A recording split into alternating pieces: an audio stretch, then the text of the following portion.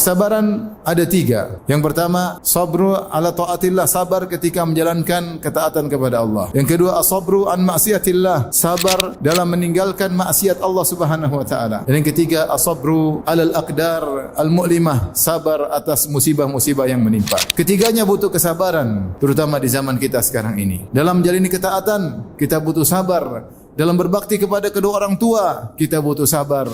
Sampai Nabi SAW menyatakan berbakti kepada kedua orang tua dengan jihad. Kata Nabi SAW, fafihi mafajahid, maka kepada kedua orang tua berjihadlah. Itu dalam berbakti kepada mereka berdua. Dalam menyambung silaturahmi, butuh kesabaran menghadapi kerabat yang mungkin tidak mengerti, yang mungkin suka berkata-kata kasar kepada kita, yang menuduh kita dengan tuduhan yang tidak-tidak. Maka untuk bersilaturahmi, menjalankan ketaatan butuh dengan kesabaran.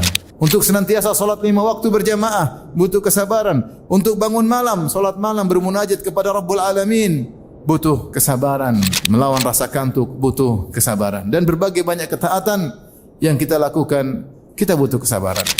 Demikian juga dalam meninggalkan kemaksiatan, terutama di zaman sekarang ini, maka kita butuh lagi sabar yang begitu besar.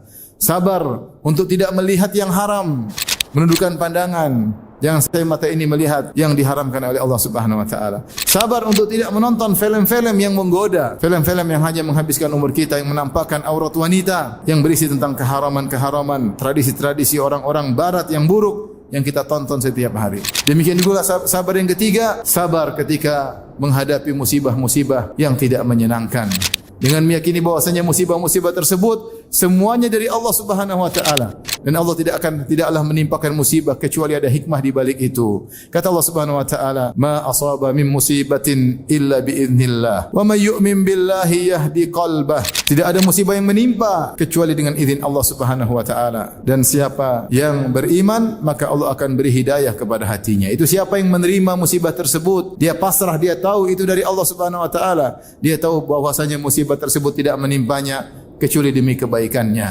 Maka siapa yang bisa bersabar pada 3 hal ini, bersabar dalam jalan ketaatan, bersabar dalam meninggalkan kemaksiatan, bersabar ketika tertimpa musibah, sungguh dia adalah orang yang beruntung.